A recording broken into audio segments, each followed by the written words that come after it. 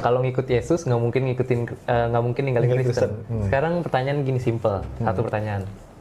Apakah Yesus orang Kristen? Udah itu aja dulu ya.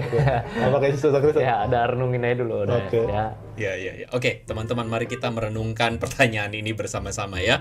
Apakah Yesus orang Kristen? Nah, saya kasih Anda fakta tentang sebutan orang Kristen. Arti dari Kristen itu sendiri adalah pengikut Yesus Kristus. Makanya disebut Kristen. Dalam bagian lain, orang-orang Kristen disebut sebagai orang-orang Nasrani atau pengikut Yesus orang Nazaret. Teman-teman perhatikan ada kesamaannya. Yesus orang Nazaret, Nasrani. Yesus Kristus, Kristen. Jadi arti Kristen itu sendiri adalah pengikut Yesus. Itu artinya. Dan tahukah teman-teman bahwa Kristen itu adalah sebuah istilah penghinaan kepada para pengikut Yesus. Kenapa? Karena pada waktu itu, orang-orang Kristen dianggap sebagai orang-orang yang bodoh. Dalam satu penggalian arkeologi, ditemukan sebuah gambar atau ditemukan sebuah lukisan di dinding atau gambar di dinding yang menggambarkan hinaan kepada orang Kristen yang menyembah seorang manusia berkepala keledai. Itu Yesus. Tetapi bagi orang Romawi, Yesus itu digambarkan sebagai manusia yang diangkat jadi Tuhan berkepala keledai. Dari situ kita bisa melihat bahwa ajaran Kristen itu bukan ajaran fabrikasi. Ajaran Kristen itu muncul secara natural dari pengikut-pengikut Yesus. Dan itu adalah sebuah ajaran yang sifatnya hinaan atau sebutan yang adalah hinaan kepada orang-orang Kristen. Karena orang Kristen itu gampang banget dianiaya. Orang Kristen itu gampang banget untuk dijadikan kambing hitam. Karena orang Kristen ajarannya tidak membalas kejahatan dengan kejahatan. Karena orang Kristen itu mengikuti ajaran Yesus seperti itu.